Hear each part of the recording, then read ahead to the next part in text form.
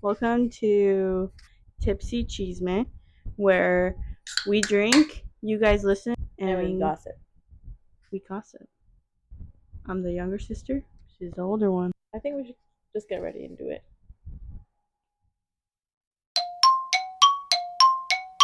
This tastes just like the drink. I know. That's not safe. You can't even taste the alcohol. It's dangerous. Okay. So apparently, Leslie did not know her story of how she caused chaos when she first came into this world. And so I thought it'd be fun to tell her what she doesn't know. Our mother was a teen mom. She got pregnant when she was 15, gave birth at 16. So basically, she was in school and she was gaining a lot of weight, and she did not know why because she was a little innocent minded back then.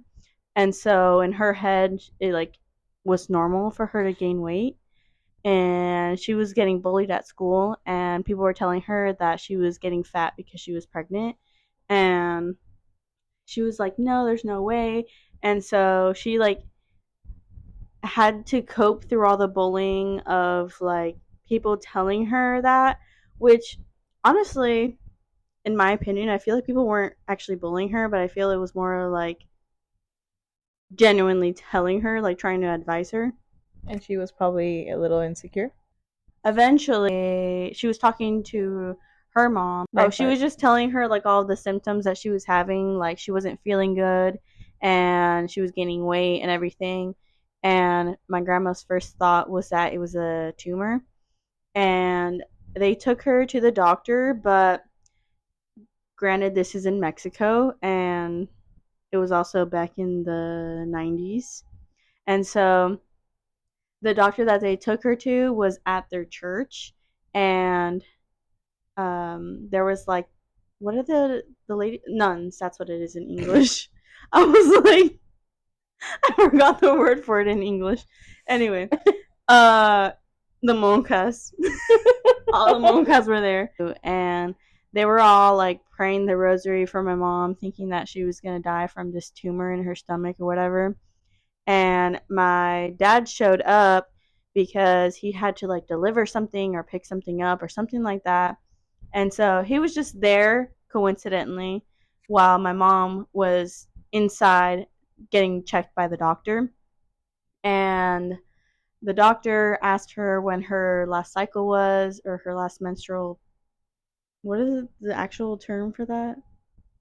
A period? Menstruation? Yeah, like how the doctors ask you. When was your last menstruation? Well, they asked her that, and she told them that she had just gotten it last month. But what she didn't realize was that it wasn't like a regular period. Her periods were irregular for the past, I think it was 6 months when she found out. So she was spotting the whole time that she was pregnant up until that moment when she got checked by the doctor and whatever. And so, since she was so far along in her pregnancy, um, you know, she obviously was already forming in the belly and whatever.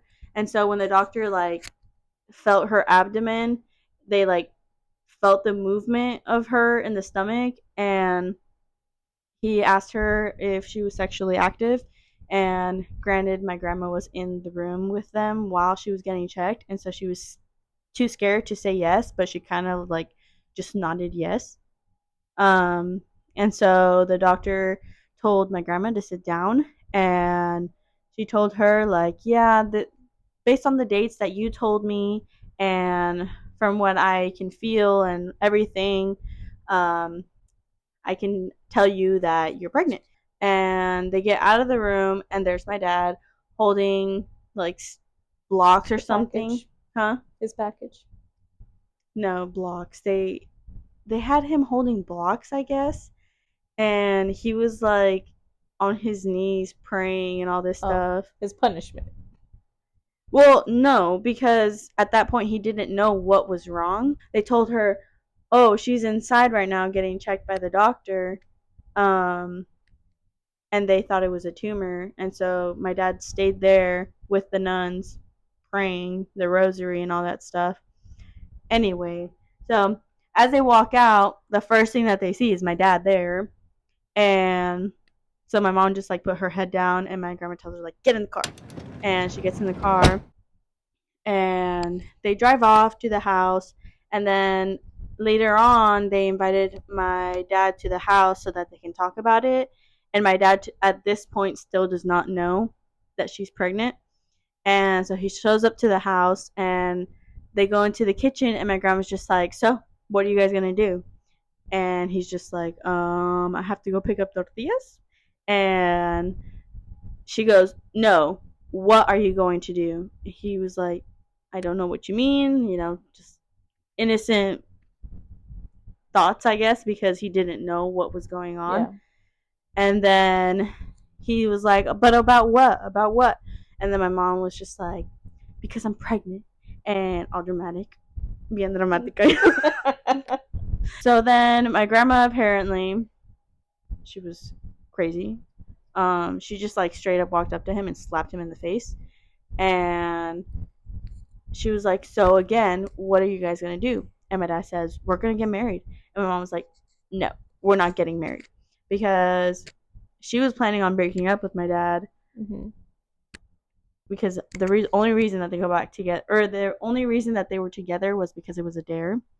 And she just didn't like him that way, and so she wanted to break up with him. Well, she finds out that she's pregnant with his baby. He wants to get married. She doesn't want to get married. And he tells her like that they can live at his parents' house in their upstairs bedroom, and they can just like deal with the baby, aka Leslie. And my mom's like, no, I don't want to live there and all this stuff. And so then my mom's sister, she lived in Arizona at that point. And so she offered for her to stay at her house while things settled down at my mom's house, because there was a lot of tension going on. And so she goes, and she enjoys being there and everything because of the drama. She's getting away from it, essentially. My grandma is still in Mexico, and she tells my dad like, hey, I'm gonna go to Arizona to visit, do you want to go with? And he's like, yeah, sure, I'll go with you. I really want to go. But he tells his parents, I guess I should mention that at this point my dad is 17. Yeah, he was 17. And so he still lived with his parents, and he told them like, I'm gonna go visit my mom. And they told him that they didn't want him to go, and so they hid all of his documentation, and the only thing that they gave him was his visa and 2 outfits, or 2 changes of clothes, which that's a little weird that she packed for him in the beginning, but yes, it was for a reason, I guess, because she was like, her idea was, oh, if I only give him 2 outfits, he's gonna come back because he doesn't have clothes. Mm-hmm. So she packs him the 2 clothes, she packs him the visa, and she's like, you have to be back by Sunday. And he goes to Arizona with my grandma, and my grandpa basically gaslights him, which is kind of good for him at some point. He tells him, he's like, so what are your plans? And my dad's like, well, I want to keep studying, and I want to finish school and get a career and provide for the baby and all this stuff. And he was like, oh, good, that's amazing. So you're planning on going back to Mexico? And he was like, yeah, I'm gonna go over there and study and do all these things. And he goes, yeah, that's amazing. And he was like, well, she's probably going to stay here in Arizona, and my boss's son already said like he'll step in for you, and like he'll watch for the baby and everything. And the son never said that. He didn't even know my mom at that point, but he just said that so he would get jealous, and he did. And he was like, oh, no, I'll stay. And he was like, are you sure? he's like, no, yes, I want to be there for her and for the baby. And so their plan was to have the baby in Arizona and like eventually go back to Mexico. But then after that conversation, they decided that they were going to stay in Arizona until necessary. And so he tells his parents, like through a letter, he sent them a letter that he was going to stay over there in Arizona. And he also called them, I assume because he knew that the letter wasn't going to get there in time. So he calls them, and his mom tells him that forget that he has a family, that forget he has a mom, that he's a disgrace, basically just putting him down for everything. And she was upset. He was just wanting to be there for his girlfriend and for his baby. And so he tells my grandpa about it. And my grandpa was like, no, no, no, don't worry about it. Like, you always have family, we're gonna be your parents. You're our son, and let's go and buy you clothes. And they bought him clothes, and they gave him a job, and they stayed there for a while. But back to the beginning of that or whatever. So when his mom was upset after she got that call, what she did was go to my grandma's house, my mom's house in Mexico, and it is said that she was drunk at this point. They don't know for sure if it was the like adrenaline or if she was drinking, but she drove to the house and she just started screaming like, give me my son, and you stole my son, and all these things. And my grandma was still in Arizona at that point. And so the neighbors came out and they were just like, whose son are you looking for? And she was like, my son, my son. And so they were like, oh, well, we'll help you find him. They were thinking that it was a child. And then the neighbor in the front like recognized her and was like, oh, he's your son? And she goes, yeah. And they were like, okay, that's not a kid. That's a grown man. Like, he's not lost. He's been coming here every day to like support the baby and everything. Like, he's choosing to be there. So just chill out and leave. And she was like, no, like they stole my baby and all these things. Granted, the neighbors, though I think the ones next on the right were actually related to my grandma. And then the other ones like were friends, so they all knew each other. And so they told her to leave. They had to calm her down. And what she would do is she would just go in circles around the neighborhood, like coming back to the house. And every time she would come back to the house, she would roll down the window and be like, give me my son, all dramatic. And so at one point, what she did, because she was so angry, was she grabbed a big old rock and she threw it right in the window of my grandma's living room window. And then she like drifted off. Did it break? Yes, it broke. So, well, whenever my grandma went out of town, two of her cousins would not live, but I guess stay at her house so that the house wouldn't be empty. And so they just heard the glass. They went out there. They called my grandma, and she was like, "Oh, it was probably some like teenager breaking windows." And the window broke. They got it fixed, and no one ever told my grandma who did it. And apparently, I just found out that she didn't know what happened until 2 years ago when the neighbors on the right were talking about it casually with my grandma. And she was like, wait, what? And she was like, yeah, you didn't know? And she's like, no, I did not know that. So she got it fixed and everything, but never knew what actually happened. She just thought it was a teenager. Until 2 years ago, she found out that it was my dad's mom. So yeah, that was a story of the rock through the window.